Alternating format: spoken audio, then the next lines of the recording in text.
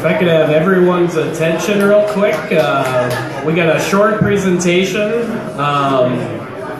before we get going with the rest of the events. Hello? Just get started, we can hear you. All right, my name's Stephen Norton. I'm the NEIC board president. I want to thank everyone for coming tonight to our annual meeting. Tonight we're going to have a little brief presentation about the past year, and then we'll break into different groups. We'll have the property and tenant committee, the marketing and membership committee, and the finance and governance committee that you can kind of float in the tables and ask the committee chair about what they're working on and what they've done this past year. So I want to give a little update on 2506 Central Avenue. It's been about 2 years since we completed the project, and it continues to be just a tremendous benefit to the community and the intersection at Central and Lowry. Before NEIC got involved with the project, it was a vacant and really underutilized building. And after NEIC formed, bought the building, it got two great tenants in Fair State Brewery and Aki's Bakery. They've brought in jobs, they've brought in customers, and just a whole energy to that intersection. So that project continues to be just a great success, and we wanted to give our members an opportunity to hear what's new with our tenants. So tonight we have Aki here to give an update on his bakery. Aki?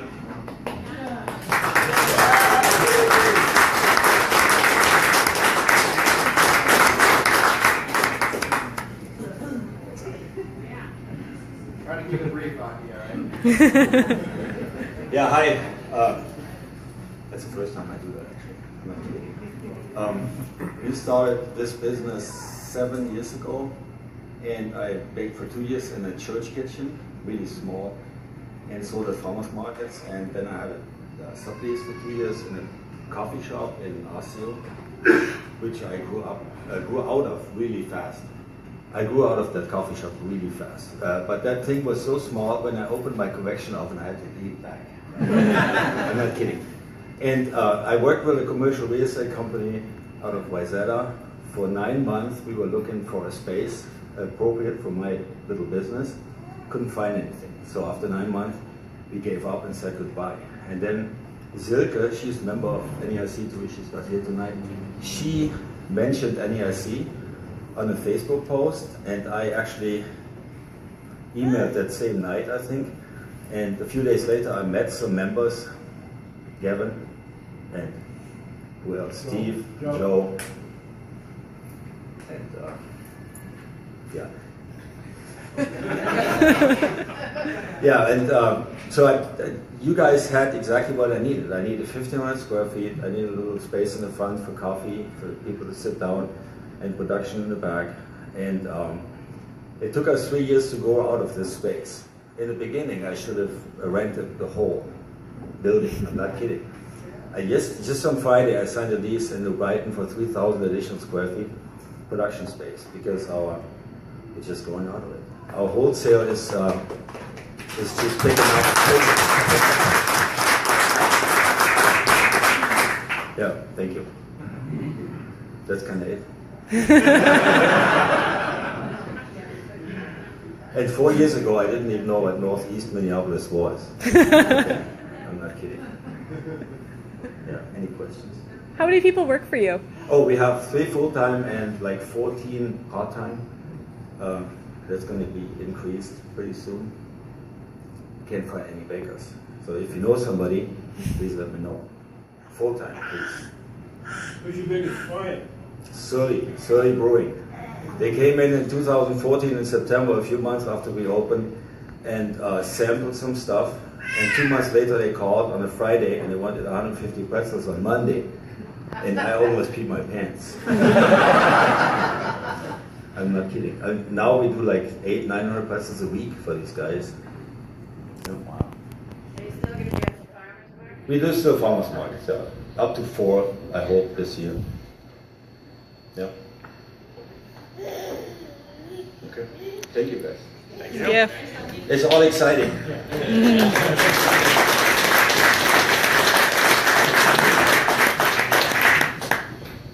Steve, Can I tell a Aki story? Sure.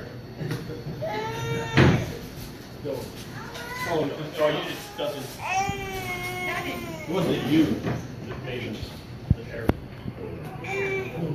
So when we first those of you who are new timers to the neighborhood, the building that we bought had been for nearly a century a hardware store. A hardware store. It had been a boat store. There was a skate exchange, if anybody knows what that is, up on the second floor of where the bike shop is now. But the family had let it go, like many families, because, you know, Granddad got tired and the kids didn't want it. So they were leasing it out to a couple of guys who were running a flea-bitten furniture store. In probably the literal sense of it. We were really worried about that when we bought the building, that there were like mattresses and stuff stored in a garage in the back, and they were cleaning mattresses, was that right? And we were going, how much is it going to cost us to delouse and de-bedbug this thing? But anyway, so it was open space, and they were actually living in the back of where the bike shop is, because that's the side that had water, power, and sewer. They had junk cars out back. It was pretty bad. So me, Joe, Steve, and I'm not sure who else were showing Aki the property. So these guys lived in the back, and they had this dog back there. So we're out there going, oh, look at all this wonderful space, and this and that, and this and that. And this dog walks out, wanders out, takes a dump on the floor, and wanders back in. But so we're trying to move him out of the way and everything, so Aki doesn't see this terrible thing that's happened. But he did, in fact, he is in fact our great tenant. So that's the story. In spite of the dog shit, Aki moved in.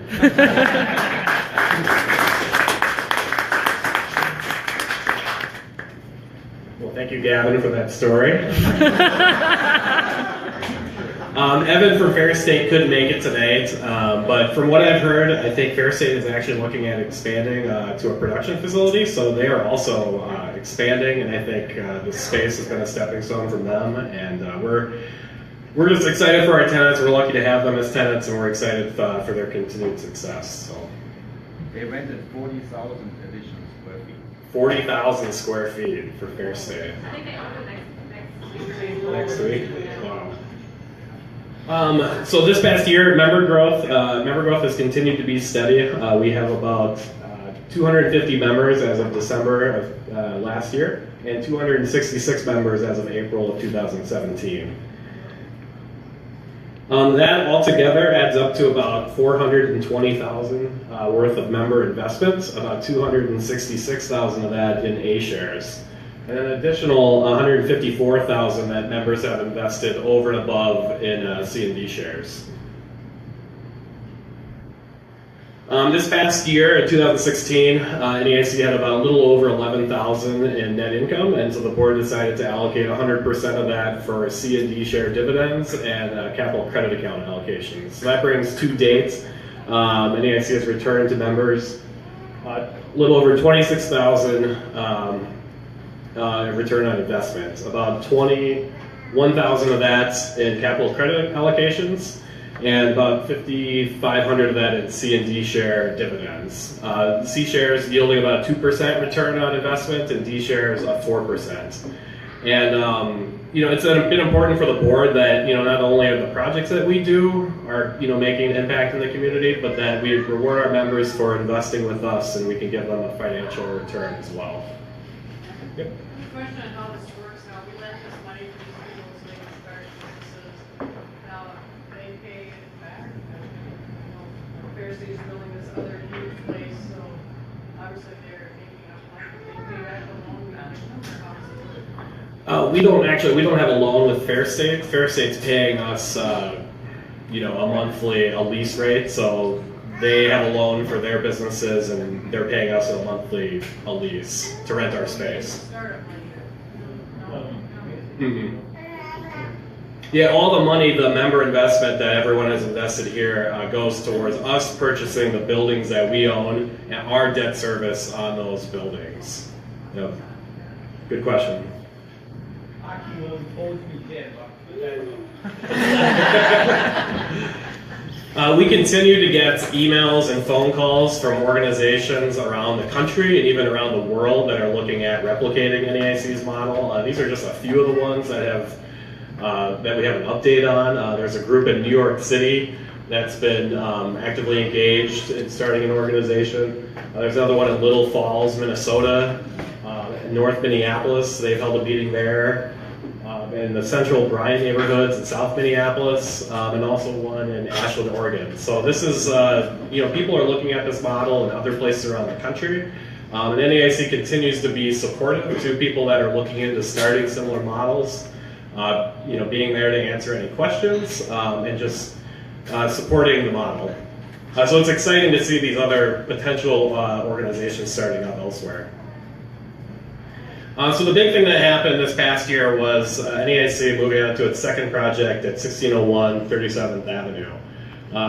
It was a long process in finding our second project. People on the board looked at lots of properties. We put in multiple offers on other properties. And needless to say, the real estate market has changed a lot from 2506 Central. It's much more competitive. Prices have gone up.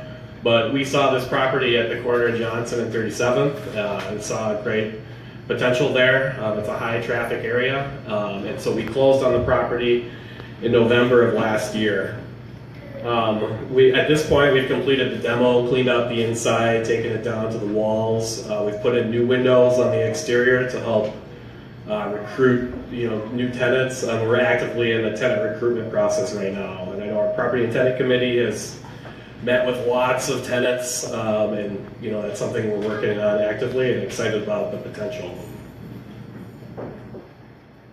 1601 by the numbers, we purchased the property for about $125,000. We're estimating that the total project cost be around $320,000 to $350,000. As part of that, as far as the capital campaign, we've raised almost $100,000 to support the project.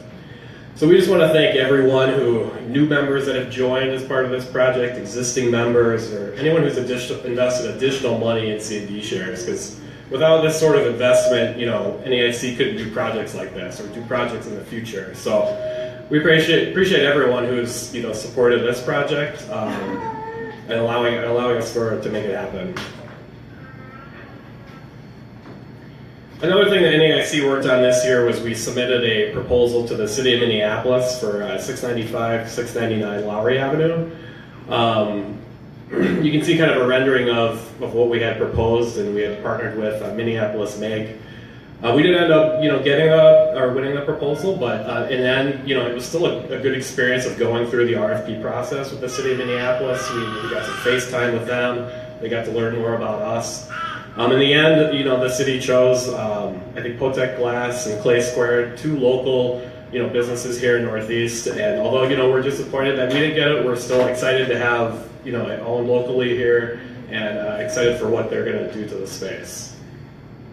Stephen? Yep. It's also great to point out that both Malcolm Potec and Josh Blanc and Lael of Clay Square are NEIC members. So we're thrilled that they are buying that building because they're, doing exactly what we love to see. So. Thanks, Leslie. Board members were thrilled they don't have to do all the work.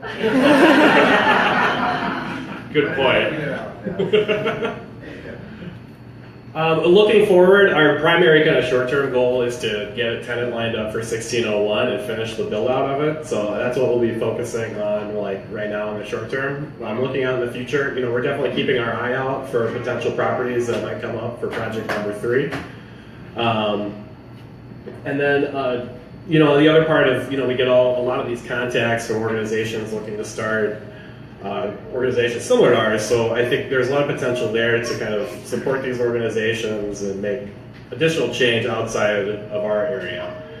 And I think, NEIC was formed in 2011. It's been almost 5 or 6 years. And I really think, we're really scratching the surface of what this organization can accomplish with new projects in Northeast or organizations outside of Northeast starting their own thing and doing something similar to this. So I think it's kind of unbelievable with the board members and all the volunteers and the members who've been a part of this up to this point, but I think it's exciting that I think this is really just even a beginning in a sense of what this organization can accomplish. If you